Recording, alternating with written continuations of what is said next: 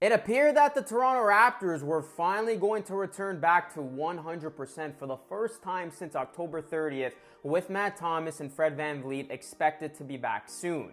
But then Wednesday night's game against the Detroit Pistons happened, and let's just say things officially hit the fan. What's going on, guys? It's Luca Rosano here, back with another video, and in this video I'll be giving you my thoughts about the Raptors' recent injury report. Before we get right into it, guys, please drop a like on this video, subscribe to the channel if you are new, and make sure you turn on those post notifications so you always stay notified every time I drop a new video. And speaking of which, go ahead and follow me on social media, Twitter or Instagram, and also comment down below Noti Gang, and I will give one lucky random person a shout out in my next video. Again, all you got to do is follow me on Twitter and or Instagram or both, and comment down below Noti Gang so I know which one of you are getting the notifications, and I will give one lucky random person who does this a shout out in my next video. Going to be switching things up here as we enter in the new year. Want to create more of an interactive vibe. As you see the new mini setup, I got a new mic, and we're going to do things like this. Going back to the Raptors injury woes, and it was first Marc Gasol who was lost to a hamstring injury in the first quarter. Gasol tried to get back in transition, but then he suddenly grabbed the back of his leg and motioned to the team's bench. He limped to the locker room and then was ruled out for the rest of the game. Later in the game against the Pistons, with just a few minutes left to play in the fourth, Norman Powell ran into a vicious screen set by Blake Griffin and went down immediately, holding his shoulder. Powell was in clear pain following the impact of the screen. And let's not forget here, guys, Powell had missed 21 games after dislocating that same shoulder last season. It was then reported on Thursday that both players will be out indefinitely. If these two injuries weren't bad enough, there was then a third and unexpected injury that came out of nowhere. Pascal Siakam, the team's rising superstar, stretched or pulled his groin while landing awkwardly after his dunk attempt was blocked midway through the fourth quarter. He too is now out indefinitely. All three players will be reevaluated now over the coming weeks. But let's not forget, this team has already overcome a string of injuries earlier this season, when the team still thrived without Patrick McCaw, Serge Ibaka, and Kyle Lowry. But now the team will have to do the same without Marc Gasol, their defensive anchor,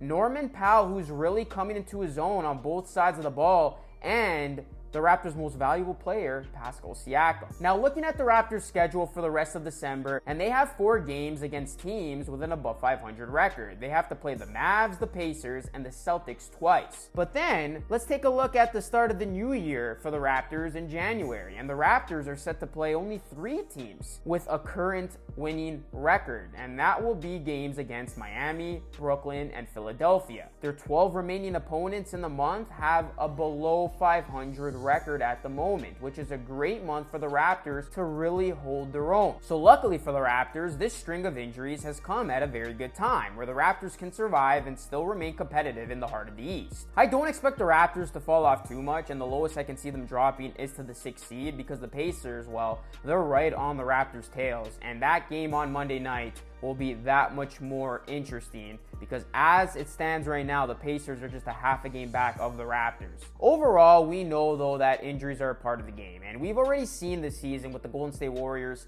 that injuries can destroy a team's season. Luckily, these injuries for the Raptors don't seem too serious, and the Raptors still have a deep enough team to withstand the next month or so. The pressure, however, will now be on Kyle Lowry's shoulders to lead the Raptors through this critical stretch. Role players are obviously going to need to step up, and Fred or OG Anunoby need to cement themselves as the number 2 scoring option on this team behind Kyle Lowry. My money will be on Fred VanVleet when he comes back, but until then, I have my eyes on OG Anunoby to really elevate his game during this time of need. Now, I'm going to switch gears into something interesting here, folks. With the trade deadline set for February 6th, 2020, so about a month and a half away, I can see 2 different things happening here with the team. If the Raptors can survive these injuries, get everybody back 100%, and still find themselves in contention in the Eastern Conference, then I expect the Raptors to make a move at the deadline and go after another potential NBA Finals run. But if these injuries prove to be too much,